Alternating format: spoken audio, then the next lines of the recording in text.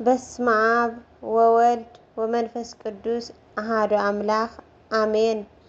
ጥቅምቲ ዕለት 15 12 ሐዋርያት ጥቅምቲ በዛ መዓልቲ እዚኣና ናይ ሐዋርያት መጽሓፍቲ ቤተ ክርስቲያንና ዝእከብሉ መዘከርቶምን እዩ።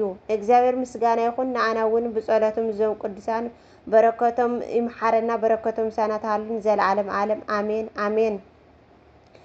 አርኬ ሰላም ሰላም ለሐዋርያቱ ለአበ ዘአሃዙ ዮም በቃለ ጥበብ በቤተ ክርስቲያን አሃቲ እንተ አሃዛበ ያስተጋብኡ መጽሐፍተ ባሕረ መለኮት ርሂበን ከመ ጽጌያተ ያስተጋብእ ንህበ ቅዱስ ቢላሞን ሰማዕትን ካብ እውን በዛ መዓልቲ እዚኣ ካብ ኒቆሜድያን ሃገረ ዝኾነ ቅዱስ ቢላሞን ሰማዕቲ ብሰማዕትነትና ዕረፈ።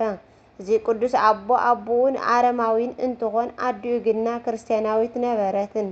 ኣብ ዘመነ ሰማዕታትን ዝነበሩ ቅዱስ ቢላሞን ኣብቲ ወቅቲ ዝፍለጥና ዝነበረ ብክርስቲያንነቱና ዘይኮነ ብፍላስፍነቱና ነበረ። ብጣዕሚ ዝተምሃረን ጥበበኛና ግን ድማ ወገኑና ካብ ኢአማኒ ብምዃኑ ንክርስቶስ ኣይፈልጥን ነበረ። እግዚአብሔር ግን ክጠፍእን ኣይፈቐደን እሞ ንሓደ ካህን ለኣኸሉ ካብ ምቅርራቦምና ዝተለዓለን ብዙሑን ስለ ዝተዘራረቡን ቢላሞን ናብን ክርስትናን እናተሰሓበና ኸደ። ኣብ መወዳእታ ድማ ተማሂሩ ብኢድ እቲ ካህን ተጠመቐ። ቀፂሉ ድማ ክጻውምን ክጽልና ክጋደልን ጀመረ። ብቑሩብን ጊዜ ድማ ኣብ ጸጋ በፂሑን ንድውያና ናብ ምፍዋስን ኣተወ።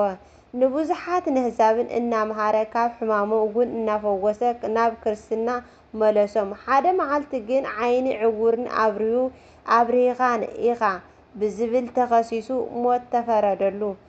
ቅድሚ ምቕታሉ ድማ ጎይታና ካብ ሰማይ ወሪዱና ፈታውየ ኣይዞኻ እንትብሎን ወታደራትን ሰምዑ።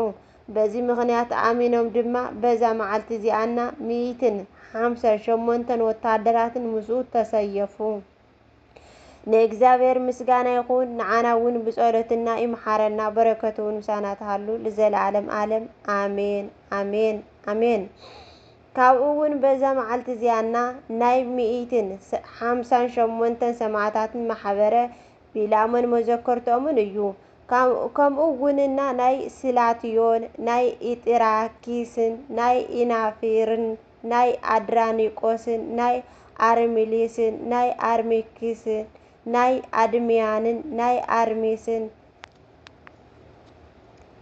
ናይ ቅድስቲ ጾሞታ ናይ አቦ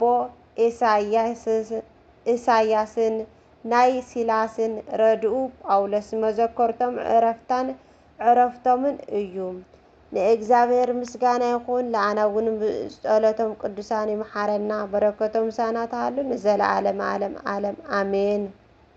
አርኬ ሰላም እብል ለርክበተ አጽምክሙ ወርቅ አዚቅር ወኪርያቅ ወሰላመ ለሲላሰ ረድኡ ጳውሎስ ማይነቀ ዘጸለለ በጌጋይን ነጺሮታ ለጽድቅ አይነ ህሊናየ ፈውስ በምራቅ።